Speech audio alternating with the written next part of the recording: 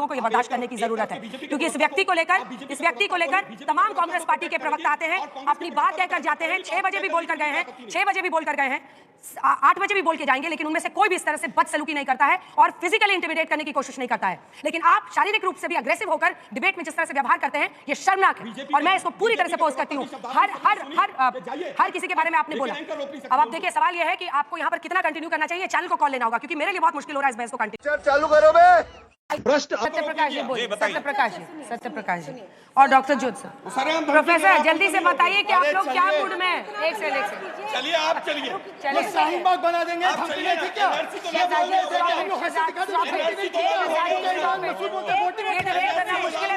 चली जाती हूँ, प्लीज रिमूव दिस मैन। इनको बोलिए, आपको इतना भी लिहाज नहीं है कि दूसरे पैनलिस्ट को बोलोगे आप। ये तो भागना हो गया, ये तो भागना हो गया। भाग के चले, जवाब नहीं है कांग्रेस पार्टी के पास। बैठिए मुझे आपसे सवाल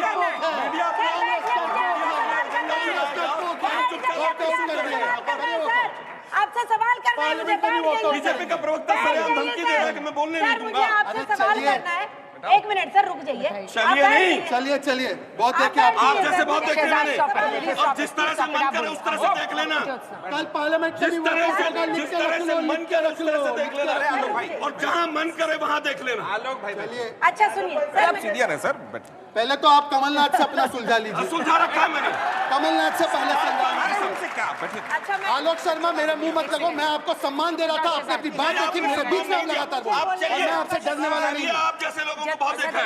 अच्छा मुझे बोलने का मौका दीजिए। मैं आपसे कह रही हूँ, प्लीज फिजिकली अग्रेसिव मत होइए, बैठ जाइए। मैं आपको बता रही हूँ, इनको एक पसमानदा मुसलमान नहीं भाता। मैं पसमानदा हूँ, इसलिए मुझे गाली देते हैं। अब आप तो इतना चुप हो जाइए, फिजिकली अग्रेसिव हो रहे हैं आप। सर मुझे सत्यप्रकाश जी, डॉक्टर ज्योत्सना। बोलने दीजिए। आप बोल लीजिए। पहली तो चीज ये है कि टीडीपी की बात कही है, तो आई थिंक मुझे तो मेरा ये हक बनता है कि मैं बोलूं कि टीडीपी क्या है। टीडीपी पूरे देश में, पूरे भारत में इकलौती पार्टी है जो हमेशा मुसलमानों के साथ थी। हमारे इंसेप्शन से लेके आज तक हम हमेशा मुसलमानों के साथ है। या वो हज हाउस का निर्माण हो, या फिर corporation for finance corporation for Muslims हो, या कुछ भी हो। अगर आप अंजना जी मुझे मौका देंगे ना, टाइम देंगे, वक्त देंगे ना, 1 घंटा बोलूंगी। 1 घंटा लिख के रख लीजिए। जो हमने करा है मुसलमानों के लिए। कैसे मानिएगा? रुकिए, तो वक्त बिल ला रहे हैं, आप भी कई ऐसे ना बनो, आप भी तो ऐसे ना बनो। 2 मिनट तो वक्त दे दो हमें। अब चलो, हाँ। ये इतने सवाल खड़े हो रहे थे, खड़े कर रहे थे कि ये हो गया, वो हो गया। आज ये वक्फ का ये जो बिल का कुछ हो गया तो बवाल मच जाएगा पूरे देश में। मैं 1-2 चंद सवाल पूछना चाह रही हूँ। मेरे ख्याल से इतने साल से जब कांग्रेस की सरकार थी, वक्फ लैंड्स, हजारों एकड़ के वक्फ लैंड्स को एनक्रोच किया गया था।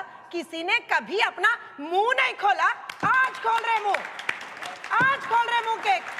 दूसरी चीज, बहुत पिछले की बात नहीं कर रही हूं, 5 साल 2019 से 2024 तक हमारे आंध्र प्रदेश में जियो नंबर 43 साहब, आपकी कांग्रेस पार्टी वहां पे भी है, जियो नंबर 43 लिख लीजिए पेन से, वक्फ बोर्ड के खिलाफ लाया गया था, मुसलमानों के डिस्ट्रक्शन के लिए लाया गया था। मुंह नहीं खोला कांग्रेस पार्टी ने। कल सपोर्ट करेंगे कि नहीं ये बताइए ना। कल तो बिल तो लोकसभा में आ गया। आप भी कांग्रेस की तरह ना बने प्लीज प्लीज आगे बढ़ने दीजिए। I deserve my time completely. I deserve my time. वही आंध्र प्रदेश में पिछले 5 साल में वक्फ के जो लैंड्स है, पीछे 65,000 एंड ऑड वक्फ के जो लैंड्स है, 65,000 एंड ऑड वक्फ के जो लैंड्स है, उसमें से 50% 50% लैंड्स को हड़प लिया गया। 5 साल से कांग्रेस की सरकार थी क्या वहाँ? एसआरसीपी की सरकार थी। आप कांग्रेस में हैं, आप क्यों नहीं बोले? आप क्यों नहीं बोले? आपकी पार्टी है ना वहाँ पे, आप क्यों नहीं बोले? मैडम, आप आप जाके बोल रहे हो सर। चुप रहिए। क्या बोलना है ना? आप अगर उद्धारक हैं तो बोलना है। मैम आगे जाएगी, जो झूठ बोलना है, जो मन में आ रहा है बोले चले जा रहे हैं। डिबेट आगे जाएगी। टीवी पे भी बोले चले जा रहे हैं। नहीं, आई एम सॉरी। जल्दी हमारी जो मैडम। पार्टी है, हम जेपीसी में मेंबर थे। हाँ। 36 सिटिंग्स हुई हैं जेपीसी के। ठीक है। 111 घंटों की डेलिब्रेशंस हुई हैं। हाँ। 1 मिनट भी हमारे जो सांसद हैं जेपीसी के मेंबर जो है लाउ श्री कृष्ण देवरायलू जी ने 1 मिनट भी नहीं मिस करा वो डेलिब्रेशंस का। फिर हमने क्या किया, हमारे स्टेट में जाके हमारे जो वहां के स्टेक होल्डर्स है सुझाव सबसे बात करा। माना सुझाव इन्होंने माना? मान लिया है, सारा मान लिया है। 3 मॉडिफिकेशंस कल सपोर्ट हमने करेंगे, किए हैं। कल सपोर्ट करेंगे, कल सुझाव माना है मुसलमानों के। ठीक है, राजकुमार भाटी जी मोर्चा तो संभालिए। हम उनसे उनके साथ हैं। अब ये दोनों तो अंडर का मतलब लग रहा है कि मामला इनके लिए वोट घट जाता है। भाटी जी एक खुल बार के नहीं बोल रहे सत्यप्रकाश जी, आप एक वर्ग समर्थन ऐसा देंगे। है इस देश में आपके पूरे इंडी ब्लॉक में जो भारत के मुसलमानों के साथ 70 सालों से खिलवाड़ करता आया है, उसका दस्तावेज है सच्चर कमेटी। उसकी रिपोर्ट 2006 में आई और आप मुसलमानों को इस देश में डराते हैं, उनको मुख्य धारा में आने नहीं देते हैं। चाहे हमारे नीतीश कुमार जी हो, चाहे भारत के प्रधानमंत्री हो, जिनका प्रयास ही रहा और नारा रहा, विश्वास दिया सबका साथ, सबका विकास, सबका प्रयास, तो आप इसमें ताक झांक करते, ये बात समझ में आती है।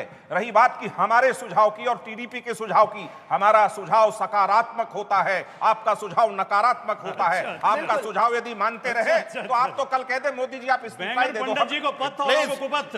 प्लीज भाटी जी, मैं नहीं बोलता किसी के बीच में, बहुत बढ़िया। नहीं मैं नहीं बोलता। तो आप ऐसा सुझाव देते कि मोदी जी आप सत्ता छोड़ दीजिए, हम लोग चला लेंगे। वास्तविकता यह है कि जो वक्फ बोर्ड जिस महान मकसद के साथ 54 में बना, 55 में संशोधन हुआ, 2013 में हुआ, समाजवादी पार्टी और लालू प्रसाद जी की पार्टी राजद के कान पे जू नहीं रहेंगी कि 2013 में किस छिपे रास्ते से क्या दे रहे थे।